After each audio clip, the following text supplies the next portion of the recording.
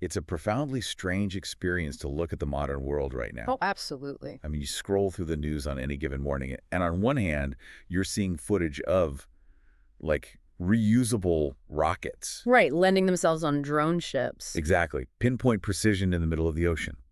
Or you're reading about AI models that can, you know, synthesize novel proteins or diagnose diseases in literally seconds. It's basically a science fiction utopia in a lot of structural ways. It really is. Hmm? But then you flip to the next page or you get the next push notification, and you're confronted with something so visceral, something that feels like it belongs in, I don't know, a different millennium entirely. You're talking about the global food crisis. Yeah, the ancient shadow of hunger.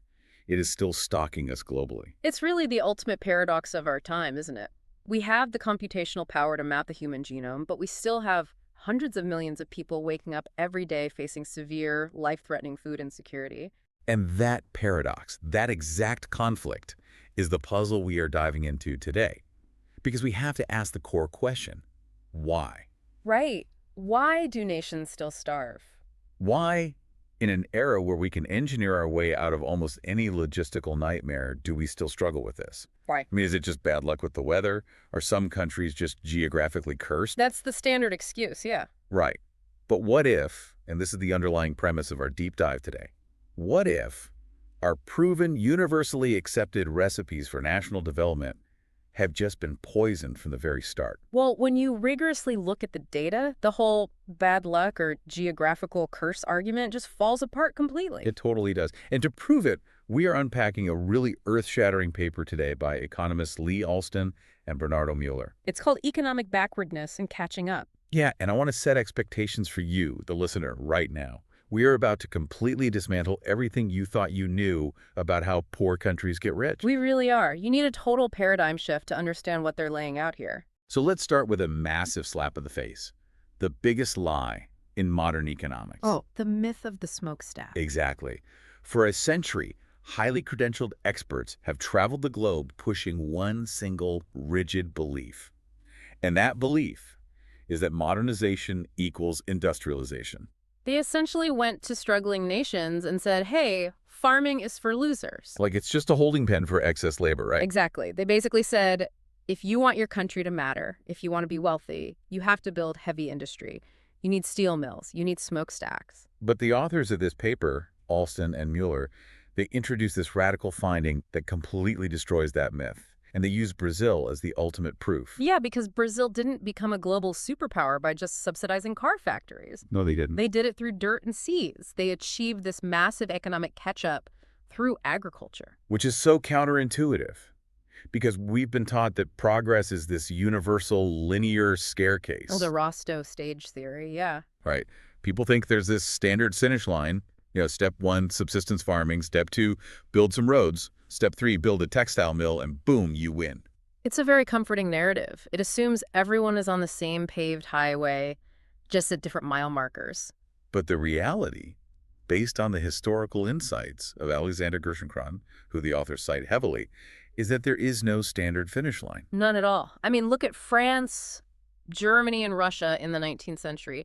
They all industrialized in completely different, highly localized ways. Wait, so you're telling me the global economy isn't a highway where everyone just follows the exact same map? Not even close. It's more like, what, being dropped into a dense jungle in the dead of night with no compass? That is a much more accurate analogy, because taking another country's success template and just copy-pasting it over your own nation's reality, it is a guaranteed recipe for total disaster. So if there's no universal map, how does a struggling nation actually survive the jungle? To answer that, we have to look at the ultimate survival game. Alston and Mueller use this brilliant concept borrowed from evolutionary biology called the fitness landscape. Okay, let's break this down for the listener without any academic jargon, because this is wild.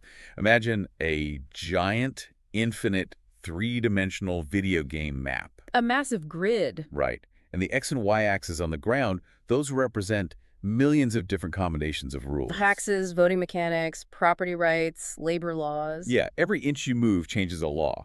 And then the height of the terrain, the z-axis, represents how well the country survives and prospers. So the higher the mountain peak, the wealthier the nation. And your mission as a nation is to grope your way to the highest possible peak. But here's the catch.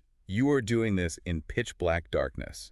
Total fog of war. You can only feel the ground directly beneath your feet. You're searching blind. So the shape of the map hidden in that darkness is everything. And the authors describe 3 types of maps you might be standing on. The first one is the smooth map. Imagine Mount Fuji. Just one giant, obvious, symmetrical mountain rising out of a flat plain. Exactly. If the world looked like Mount Fuji, it would be easy. You just take a step. If you get richer, you keep going that way. You'd inevitably reach the top. But reality doesn't look like Mount Fuji. No, it doesn't. Human institutions are way too interconnected. So the second option is pure chaos. A completely random map, just jagged, static, needles and bottomless ravines everywhere. Where nothing makes sense and cause and effect just don't exist. Which also isn't quite real. So that leaves the third map, the rugged map. And this is reality. This is the world we actually live in. Like the Himalayas. Multiple mountain ranges, valleys, high cliffs, false summits. And this is where the most dangerous trap in the world lives. The local peak trap. It's a killer. Because remember, you're climbing in the dark. Right. So imagine a country implements some reforms, they deregulate something, and their economy grows. They take a step up a hill. They keep going, keep climbing, they're feeling great. The politicians are throwing parades. But then they reach a point where every step in any direction goes downhill. So what do? They look around the dark and think, we did it, we're at the top. We solved economics. So they freeze their laws, they stop innovating, they violently defend their little system. Completely blind to the fact that they're just standing on a tiny, insignificant foothill. Yes. And just across the valley, hidden in the fog, is the Mount Everest of prosperity. But they refuse to walk down into the valley of reform to get there. They're trapped on a local peak. And it actually gets worse. Oh, right. Because what is scarier than climbing a rugged, invisible mountain in the dark? Climbing a mountain that physically moves. The earthquake map. This part of the paper blew my mind. It's the concept of a dancing landscape. The ground isn't static, it co-evolves. So you're standing on your little peak. You've optimized your entire economy to, say, manufacture tube televisions. You have the perfect laws, perfect supply chains. You're rich. And then a rival nation halfway across the world invents the flat screen, or new AI drops, or global trade routes shift. And boom, the landscape violently dances. The peak you are standing on literally collapses into a deadly canyon. The perfect system you had yesterday is now a death trap. Which means your ability to mutate, to adapt, and run experiments is infinitely more important than whatever quote-unquote perfect system you happen to have today. Adapt or die. Mm-hmm. But if staying still is so deadly, why do so many failing nations just refuse to change course? Why do they stubbornly march into the canyon? Because of the phantom map. The belief map. Yeah, policymakers can't see the real rugged map, so they just invent one in their heads. They draw a completely fictional map based on their own ideology, their ego, and whatever economic theory they happen to like. And they look at their imaginary map and say, hey, if we just nationalize these industries, we'll reach this golden peak. So they boldly march the entire nation toward what they think is a summit. But on the real, hidden, rugged map, it's a bottomless abyss. And human ego is so strong, they'll literally plunge the nation into poverty rather than admit their belief map was wrong. It's terrifying.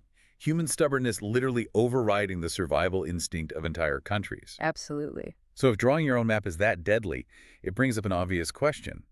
If I'm running a poor country, why don't I just look at the USA or Europe, copy their exact banking laws and constitution, and paste them into my country? Because that leads to the mimicry disaster. It is so tempting, though. Just copy the smart kids. But it's fatal, because your landscape is unique to you. If a struggling nation with zero financial trust tries to copy the highly complex banking laws of Wall Street, they aren't going to get rich. Because they don't have the centuries of invisible scaffolding that holds Wall Street together. Exactly. On America's map, that rule is a mountain peak. On the developing nation's map, that exact same rule is a toxic swamp. You can't mimic. You have to invent weird, localized substitutes to survive. Okay, so let me get this straight. We are blind, the ground is dancing, our own beliefs are actively lying to us, and copying the winners is a trap. How does anyone ever win this game? They usually win by accident, through a psychological miracle called the hiding hand. Albert Hirschman's hiding hand. I love this concept so much. It's basically the idea that human beings are fundamentally delusional optimists. We really are. If we knew how hard massive projects were actually going to be, we'd never start them. Right. We look at a towering mountain and tell ourselves, oh, that's just a little hill. We'll knock it out by Tuesday. That beneficial illusion is what gets a nation to take the first step. But then, Halfway up the mountain, the fog clears. And they realize they are clinging to a sheer cliff face. They are trapped. They are facing absolute ruin. But that's the magic. Because they are trapped and staring at disaster, sheer panic sets in. The survival instinct kicks in. Exactly. The panic forces an explosive, desperate level of creativity that they never, ever would have accessed otherwise. They invent a weird new substitute just to survive the crisis, and they end up unlocking a much higher peak than they originally aimed for. Their own stupidity tricked them into a trap, and the terror of the trap forced them to become brilliant. It is wild. And there is no better example of this chaotic, terrifying video game playing out in real life than the Brazilian paradox. So let's look at the actual country that lived this. Let's wind the clock back to the 1960s. Brazil's agriculture was basically considered a backward joke, right? Completely backward. Primitive technology expanding only by burning down more forest, and massive swaths of the country like the Cerrado Savannah were just considered toxic wasteland. Okay, but fast forward just a few decades to the 2000s. Brazil is a terrifyingly efficient global titan. They are dominating the top 5 agricultural exports on the planet. They are feeding the world. The contrast is shocking. So the big question is, was this some master plan by brilliant politicians who saw the dancing map perfectly? Or was it a total bloody accident? To answer that, we have to look at the magic trick of their efficiency, because it defies common sense. Let's set up that anti-common sense fact. If I tell you a country is suddenly growing 4 times as much food, your brain immediately says, okay, they must have burned down 4 times as much rainforest and hired millions of new farm workers. More inputs equal more outputs. But the data in the paper, specifically Figure 5, shows the exact opposite. Yeah, break down those lines for us, because it's jaw-dropping. From 1975 onward, the line tracking the total amount of land used for farming is almost completely flat. They didn't use more dirt. Right. And the line for human labor actually drops. They were using fewer workers. But the production line? The production line explodes by 400%. How is that physically possible? It was driven entirely by an explosion in total factor productivity, TFP. We're going to call that the efficiency engine. It basically means getting exponentially smarter, doing impossible things with the exact same dirt. Exactly. Better seeds, hyper-localized soil management, brilliant crop rotations. And when you look at Brazil's efficiency engine compared to the rest of the world... Oh man, Figure 6. Starting in the 1990s, the Brazilian efficiency line just detaches from gravity. It goes vertical. They blast right past the United States. They absolutely crush Europe. They leave the rest of Latin America completely in the dust. The only country that even comes close to that kind of vertical leap is China. And that efficiency leap completely rewrote the global menu. Yeah, the rankings chart over 40 years is insane. Soybeans, corn, beef, chicken. Brazil just systematically hunted down its global competitors, took their crowns, and became the rule maker. It looks like this clean, beautiful victory march on paper. But the actual lived history, the path they took to get there. It was an absolute nightmare. It was. It was a crucible of hyperinflation, military dictators, and burning money. So let's talk about the era of utopia, free money, and chaos. Starting with the military years, 1964 to 1984. And just a quick note here, we are remaining strictly impartial and analytical regarding the political nature of these governments. We are solely focusing on their economic belief maps and actions. Exactly. We're looking at the institutional dashboard. So the military takes over. What was their belief map? They were obsessed with developmentalism, the smokestack myth we talked about earlier. They wanted factories in the cities, and they viewed farmers as backward hicks. So they essentially put chains of iron on agriculture. They artificially rigged the currency, which acted like a massive invisible tax on farmers, just to pay for cheap imported machinery for city factories. But at the same time, they had this geopolitical arrogance about the Amazon rainforest. The Amazon catastrophe. They honestly believed they could conquer the jungle to protect it from foreigners. Their first move was sending thousands of poor, small-scale farmers deep into the jungle with zero infrastructure, no roads, poor soil. It failed miserably. Obviously. You can't just drop someone in the jungle and expect to harvest. So then they mutated their map. And this is where it gets incredibly dark and corrupt. Right. They pivoted to mega corporations. They started handing out massive tax subsidies to large companies from the South to go build cattle ranches in the Amazon. And what did that create? Phantom ranches. Entirely fake operation. Literally. Companies would slash and burn thousands of acres of pristine rainforest, throw a few starving cows on the dirt, take a photo, and collect millions in tax money. The ranch existed only on paper to steal from the government. It led to horrific, bloody conflicts over land. It was pure chaos. And then, in the 1970s, you get the trillion-dollar irony. This statistic is the most mind-blowing financial reality of the whole episode. Mm-hmm. The government realized food production was stalling, so they decided to just throw infinite free money at the farmers. They expanded rural credit massively. But the inflation was rising so fast, the math broke. The math completely broke. The interest rate on these government loans was negative 37%. It's hard to even wrap your head around. I'm going to say it again for the listener. Negative 37%. The government was literally paying rich landowners massive fortunes just to take billions of dollars. And you would think, with all that free capital, the farmers would invest in super advanced technology, right? You'd think they'd build sci-fi greenhouses. But the efficiency growth during this period was exactly zero. Flat. Because when the macroeconomic rules are that crazy and your property rights aren't safe from conflict, free money doesn't make you smarter. It just buys more land. Extensive growth, not intensive growth. You just buy up more dirt to hedge against inflation. You don't innovate. So the military's map fails. The 1980s arrive, the military leaves, and the pendulum swings wildly the other way. Democracy arrives. The 1988 Constitution. And they have a beautiful new belief map. Social inclusion for everyone. Which is an understandable reaction, but when you promise everyone everything they want and you don't have the tax base to pay for it, the system catastrophically breaks. The central bank just prints the money to pay the constitutional bills, and Brazil plunges into a 1,000% nightmare. Hyperinflation over 1,000% a year. Your money is literally melting in your pocket. Yeah. Supermarkets are changing prices 3 times a day. You can't plan a farm season when you don't even know what money is worth by Friday. And the new constitution also made it incredibly easy for the government to expropriate farmland if they deemed it, quote-unquote, unproductive. Which caused land invasions to spike. Organized groups would just take over farms. So if you're a farmer, you are terrified. Your money is trash, and your land might be seized tomorrow. Are you going to invest in high-tech, genetically modified seeds in that environment? No. You buy cows. Cows can walk away if a mob shows up. The efficiency of the whole country just flatlined. They were trapped halfway up a mountain, staring into a hyperinflation abyss. And that is exactly when the hiding hand strikes. The ultimate crisis forces the ultimate fix. The boring miracle. The plain real. From 1994 to 2014. After a decade of dramatic, failed plans where they froze prices and confiscated savings accounts, a group of nerdy economists rolled out the plano real. And it was brilliant because the secret weapon was just extreme transparency. They didn't just shock the system. They created a virtual currency first, the URV, to train the psychology of the population to trust numbers again. They untangled the mental knot of hyperinflation, and suddenly, the 1,000% curse was broken. They established a new peak on the map, fiscally sustainable social inclusion.